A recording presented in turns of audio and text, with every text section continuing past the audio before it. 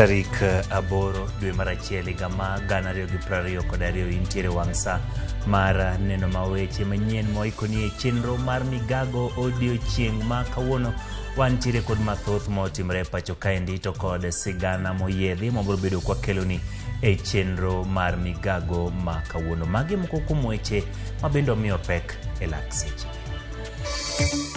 Jatend Kenya William Ruto telone kweth jotelo e lamo na nyuki Raila Odinga bende diro Mombasa. Jopiny medo sundo piny owacho wuoge lere wi lokruok ma ichano tim ne aguch hola mar HELB. Obila ma Kaega koro kawo ting' mar kedo gi mineme.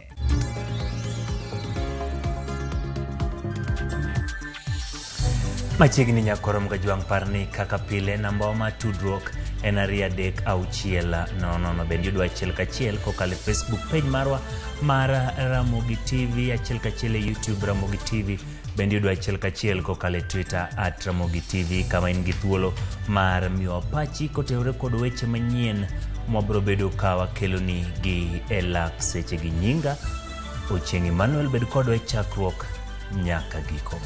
Jalup jatend piny Kenya Rigathi Gachagua ochako chenro mar kelo kwe kind jotelo ma Meru.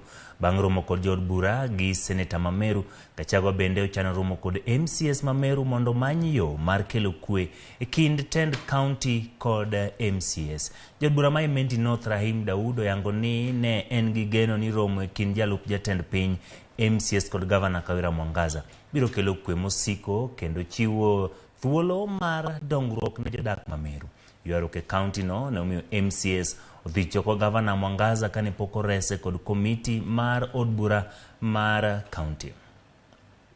Tunaenda pale with a clean heart na tunajua ya kwamba maji yashapita, ile inasemekana the water is already under the bridge. Hayo mambo yameisha. Tuangalie mbele.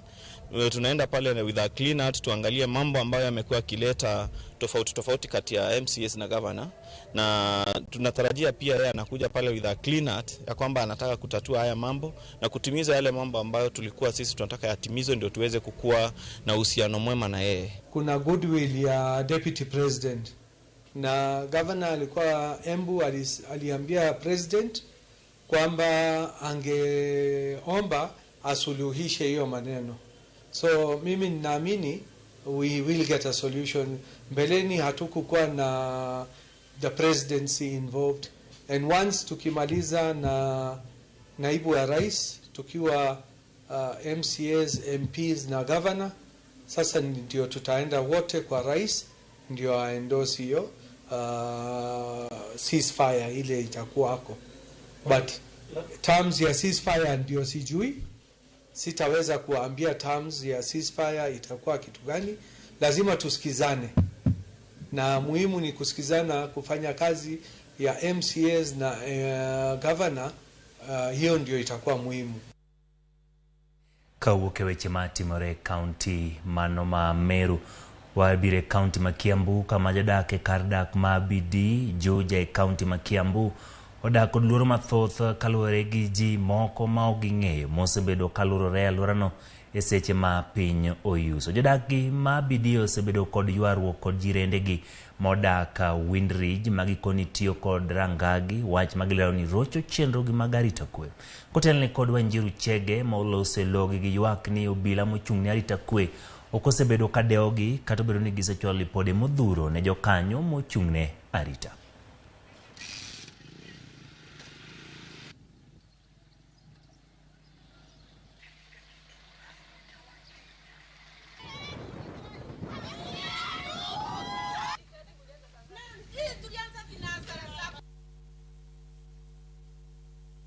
There is a lot of trespass in our estate from members from other estates, and you find that they have no respect for us. We've built our roads, we have put our security, we have our guards, but they are insisting that they want to pass through our estate. So we are feeling that we have insecurity in our estate, and they even came today in the morning, broke our gates, and they were threatening that they were also going to bring down the gate. So today it was such a bad commotion. At night we don't sleep because you find chaos at night of people who are passing by here, and it's not our members from the estate. So we really want to know whether we are secured by our government of Kenya, because they talked about Nyumba Kumi, which we have not achieved in BD. So we are asking our government if for sure BD estate belongs to Kenyatta Road and all Kenyatta roads are closed, we need to have even hours accepted by everyone in Kenyatta Road, instead of having some people, they want to pass through our estate, but they are not going to other estates to claim that they want to pass there. Tunataka serikali igirie, hasa kama ni DCC, aigirie hiyo mambo, na tuone hii security yetu imerudishwa. Kwa sababu tunaona kila mahali hapa, kila estate imekuwa na security yake. Na tunangeomba serikali ya county government iingilie kati katika mambo ya security. Wakuja tusaidie, ndio hata sisi tuko na access ya gate yetu pekee yetu kama ambavyo wao wako na gate zao.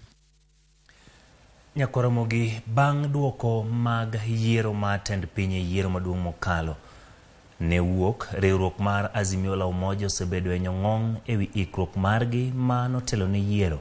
Moko mjonon weche mag siasa kaachiel gi josiasa mag Azimio noseo jowetegi kuom rem miyo gai mar Azimio Raila Amolo Odinga ombulu mathoth e gwengegi. Dibed ni josiasa mag Azimio mawuok masawa ne ondhogo Raila Odinga kosi. Jafambo marwa Chris Owino kolono wachni e twak mare kod jagoro maduong' bura mar Jubilee Jeremiah Kioni e wachni kod siasa mag Azimio. Gwelo mar Martha Karua kaka jalup Raila Odinga e yiero maduong' mokalo kaachiel gi sir ma jatend piny machon Uhuru Kenyatta ne omiyo johera mag Azimio geno maduong' ni Azimio ne dhi yudo ombulu mathoth kowuok e gwenge mag masawa. Tok duoko mag yiero, moko kuom josiasa mag Azimio ne ogolo ng'ur margi ewi mano mane giwacho ni moko kuom gwenge mane oduoko piny ombulu mag Raila Odinga ne gin gwenge mag masawa. E twak mare kod Ramogi TV, jagoro maduong' mar duond bura mar Jubilee Jeremiah Kioni wacho ni Raila ne oyudo ombulu mathoth e gwenge mag masawa, kata kamano IEBC emanochocho ombulu mag Raila Odinga e Kenya madiere. Where other people have come up with the same narratives, like I remember Sifuna saying, we promised more and we delivered less. And that is far from the truth. Since 1963 or thereabout, either Mzee Odinga or Raila himself has never gotten the kind of votes he got last year. 800,000 votes from Mount Kenya region alone, without factoring in the Kikuyus or the Mount Kenya population in the diaspora.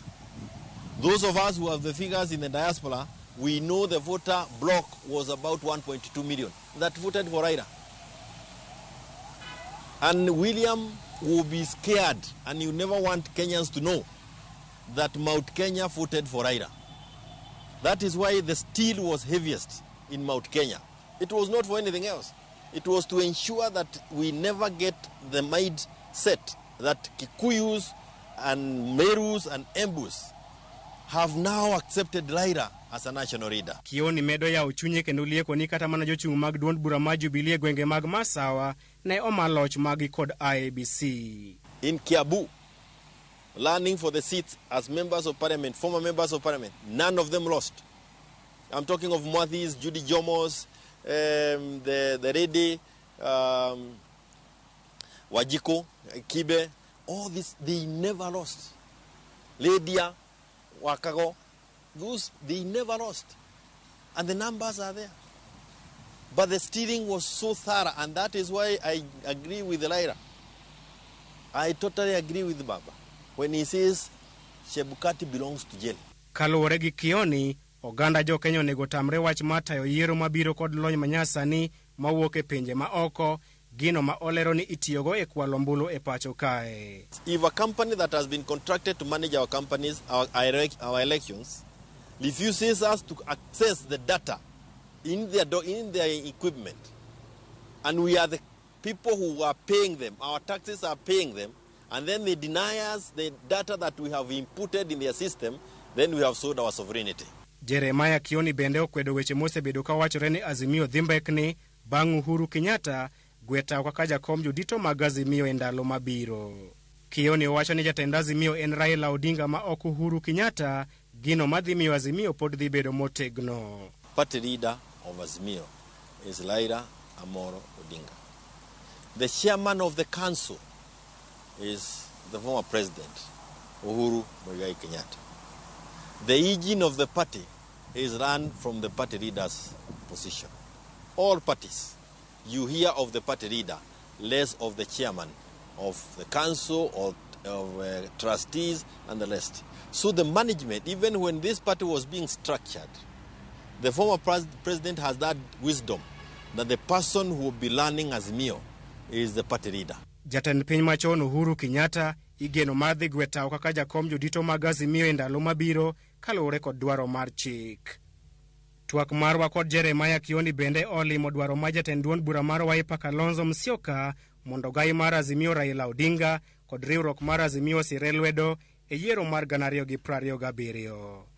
Kioni okwedo wach makamano ka olero ni kinde pod okoromo mar yango ng'at madhi fwadho bendera mar Azimio e yiero mar 2027. Let us wait for the 2027 to come that time. Let us not remove our eyes on the ball, which is the problems Kenyans are facing, by looking at who is going to be a presidential candidate then. If Baba wants to sacrifice, I would certainly give him that respect. Josiasa mag duond bura mar Wiper osebedo ka wacho ni en thuolo mar Raila Odinga siro lwedo Kalonzo Musyoka bang' Kalonzo chung' kod Raila e yiero adek mokalo. Chris Owino, Ramogi TV, Nairobi. Erokamano Chris Owino kuom report machal kamano. Wadhi nyime gi sigana machielo osebedo e paw siasa kuom higni buora ka lweny mogoyo e paw siasa osemiye nying mar Dwasi.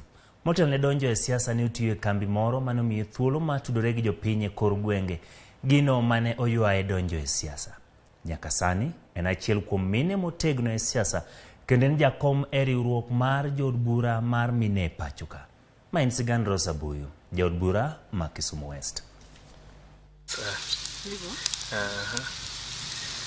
Osebede paw siasa ka okoluor donjo mar manyo kombe ma jopiny ema thege jochung'. Nikech chir mare okosemana ng'iyo kombe ma oketne mine to kata mago magipieme gi jochung' machuo. Bang' business matin, kora abedo koda commissioner,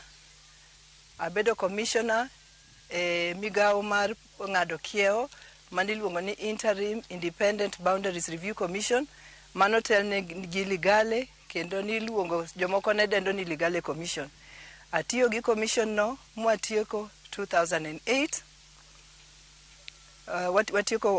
Wachako 2008, watieke 2010 kakoro ne wayudo constitution kata chike mag piny manyien.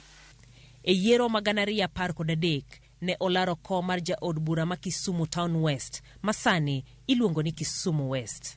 Ne wa campaign kendo ne wawuoyo gi jopiny, ok nodhi maber ahinya nikech osiepna mane walerogo Jono Lagaluoch nokawo kumba ka noloya gi kura 1,000. E sechego naneno ni ombulu ok nodhi maber kendo naneno ni ane mana loye. Mine wadonjo nyaka kot, to kot nong'ado ni ene manoloyo. Koro bang' mano ba wacho ni ago bada piny, akoni wa support mondo oti. Kato bedo ni ne okochopo lekne mar bedo jaod bura e kinde no, mano ne okonego chunye kane ong'ado mar dhi temo hape komachielo. Kom mar jaod bura ma kaunti ma Kisumu higa 2017 ka ne hape oleng'ore moyudo loch kendo tayo kaunti kaka jaod bura margi kuom higni 5. Kakoro ni ng'iyo kuom woman representatives 47 mantie e Kenya ka, no yud ni an koro emanatiyo maber moloyogi. Mina yudo kumba mar Best Woman Representative 2021. Kendo achaka yudo Best Woman Representative Nyanza Region. Mamagi ok ne gin gima yot yudo. To eni natiyo gi jok manotegno manohero tijgi kendo nehero jopiny. To jopiny be norwaka kendo nomiya thuolo ni mondo atinegi. Tudruok mare gi jopiny ne okochako e siasa to e tije e kinde manotiyo e kambi maloso gik nyithindo ka giterogi e kor gwenge. The more mimedo tiyo gi ji, mimedo neno rem madhano nigo, mane gima tiegi kendo mi gombo ni Nyasaye wuora chieng' moro kiketa e okang' moro manyalo loko go ngima jowagi. E yiero mokalo noneno mar dok e kom ma chunye osegombo nyaka nochak weche siasa, kom mar od bura ma Kisumu West. Kine ka ng'ato many gimoro igni 20 komenya tiene ni gino ok ne gir mfano mane kala en gima ne nitie chunye sana ni koyudo to otim kata doti gi komno mondo konygo jopiny. Gino nogoya gi kibaji nikech dhano ne olo luoro kuoma ka wacho ni to kom ma koro isetie maberni ang'o ma timi, ang'o miwe ni dhi manyo kom moro nono. Jomoko be chako go ngero ni chalo mana guok manodhi to ko nigi ring'e dhoge to neno kara kong'iyo pi piny to neno ring'o moro kucha to karo kia ni mano ring'o mane dhoge ni koro chikre ni macha modwaro molal ring'o go te.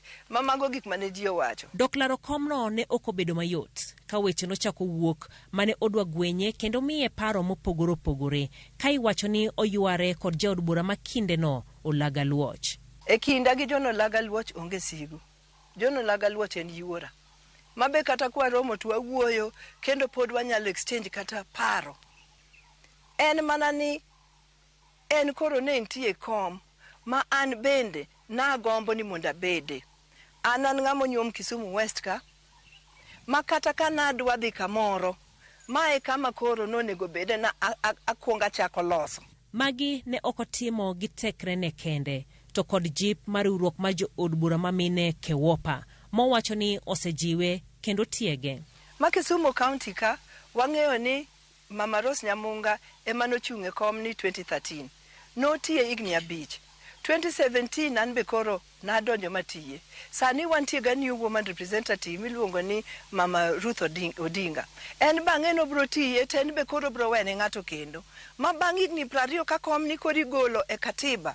Wabro yudo ni Kisumu County waka wan gi mina 4 mosetiegore ma koro nyalo manyo kombe kuonde mopogore opogore. Sirni omedo ni osemiyo mine obedo motegno e paw siasa.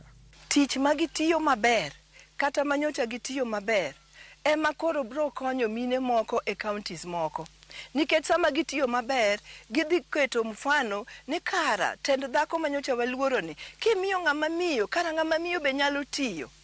An be Kisumu County ka tiyo maber sani mi jowo yie ni atiyo maber mi jok moko bo neno ni adiera Kisumu West kacha olokore nikech miyo manyocha oyudo komni. Ibro yudo ni constituencies moko Kisumu County ka be bro bedo gi chir miyier joma miyo. E weche mag loch mag kor gwenge, Buyu owacho ni kata bed ni lokruok osebedo to pok ochopo e okang' mowinjore ahinya e gwenge makaluo. Sama ne devolution obiro ni, devolution koro tero pesa marom e piny ka piny. Tiene ne county ka county. Ma wan be counties wa mag joluogi, wabe wayudo mana pesa mowinjore wayudi kaka counties moko ma kabila moko yudo. Rosa Buyu nigi geno nodhi tayo od bura ma Kisumu West maber gi dewo dwach jopiny e chwalo dongruok.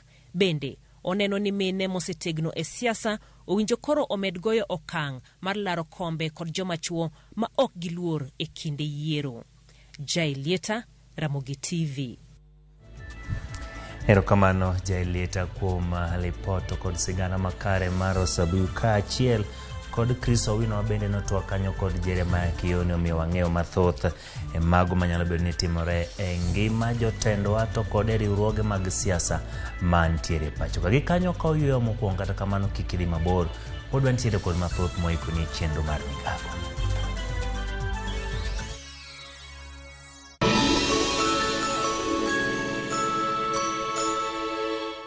Your holiday season just got better. Enjoy unbelievable discounts courtesy of Viusasa and its partners. Get up to 50% off on selected items from Prani Oil, Unilever and Optica. Dial *487*5# or scan this QR code now and get your discount coupon instantly. Redeem at any Naivas supermarket and other participating outlets.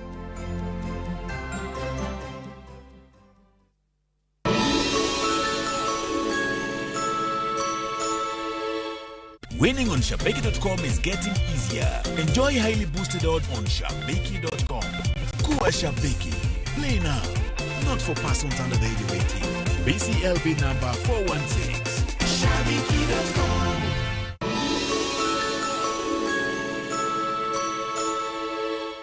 The USAID for the Child ARPA COVID-19 Response Project biro bedo gi twak makende wuok tich tarik 9 ewi chanjo mar COVID-19 kendo medo jiwo dwaro mar chanjo ne. Tudri kodwa i Ramogi TV chakre saa 3 mar okinyi nyaka saa 7. Kik bai.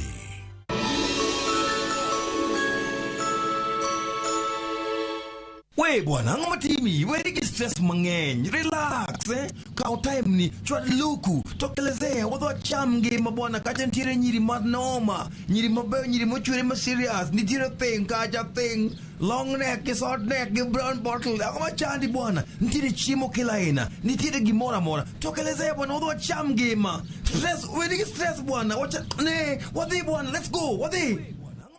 Dial *811 *282# to get Wachamgima.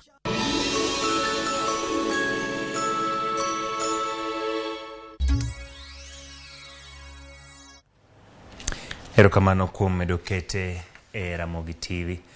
Wadhi nyime moko kuom jopuonjre mag mbalariany ka otelnegi jotelo mag riwruogi okedo chenro ma piny owacho nigo mar choko bod matayo aguch hola mar HELB kendo hola makamago nywandi agulu achiel gi mamoko.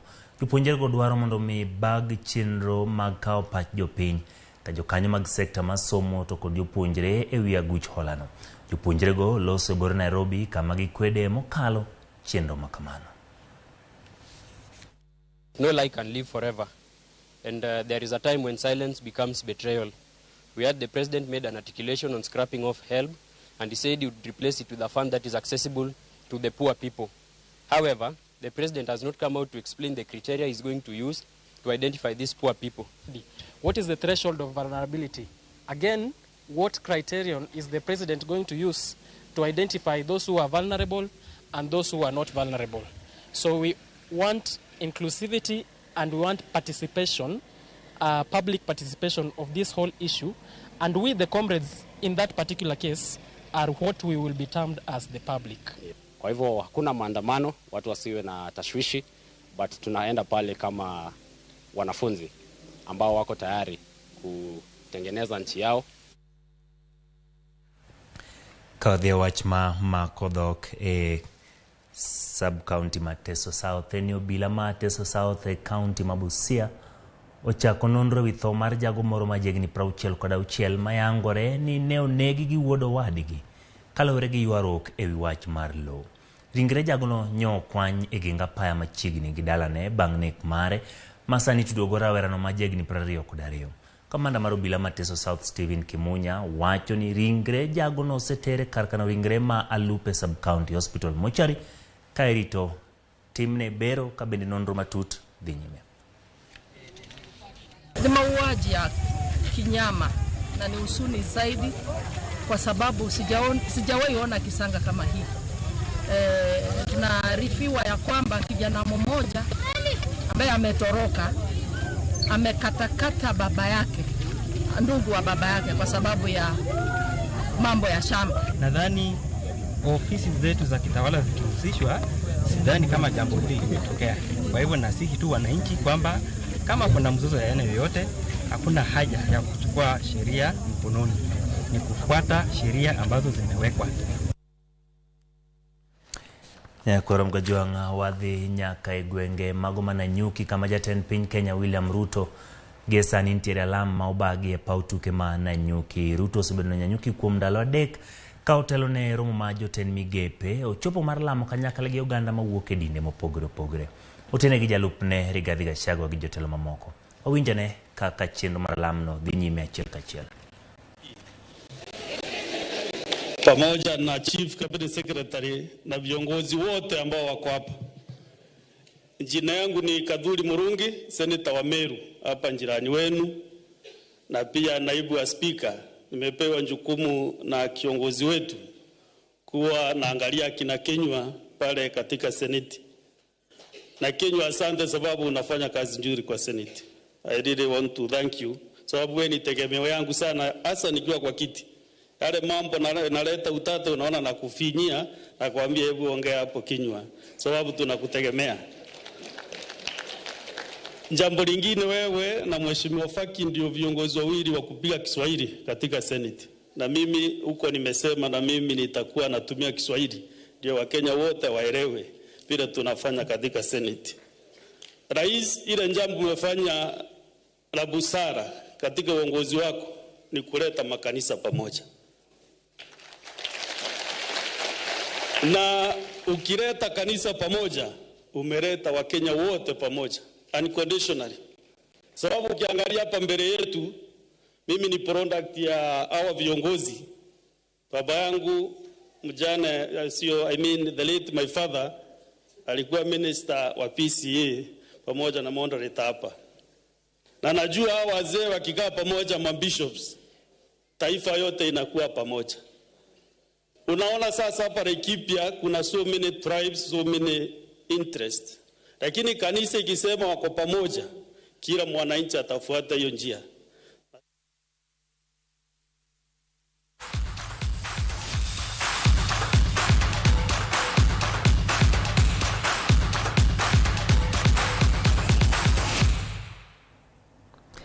Machigni wadhi e pap ne weche mag tuke. Menengai Oilers na rido kande dakika mogik mar tugo e kindgi kod Nakuru FC e tugo mar agoko mano tuge League mar Kenya Cup Nakuru. Tugo no motis ni derby ne ochakore ka Samuel Moura miyo Nakuru RFC points mokwongo kailuwo kod try mar Federico Dongo. Kata kamano tries ariyo molure mar Beldado Geta kod Geoffrey Uminde ne omiyo Oilers points 10 man loko tanga. Kata kamano Emmanuel Mboyane do try mabeno miyo Nakuru RFC dhi mbele 10 kuma pare half time. E half mar ariyo tanga ne loko Menengai orido kanda kendo do tries mathoth manoyo ka tugo orumo 25 kuma 18.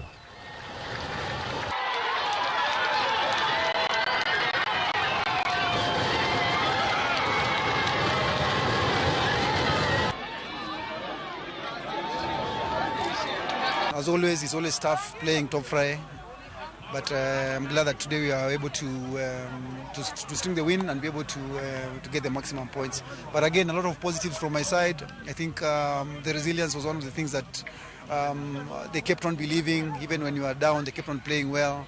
The results didn't go as we expected. We expected to get a win in this derby, but unfortunately some few decision making costed us the game.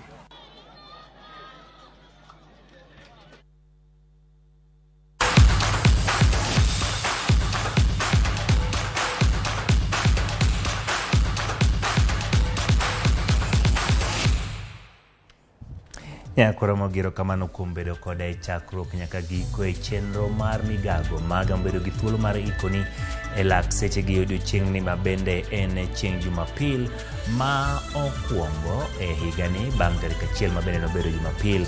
An gi geno ni odiochieng' ma kawuono intiere kod mathoth midwaro mondo ichop kare e higani. Thuolo mari mar bende wacho kod Nyasaye ka ilamo kendo iketo chenro duto ma idwaro bedo godo e higani kapok orumo. Mana makelo giko mar weche manyien mamoko biro ni kanyo koromo sa 1 mar odhiambo bang' ichwelo sa 3 mar oimore. Kete man Ramogi TV, nyinga Ochieng' Emmanuel.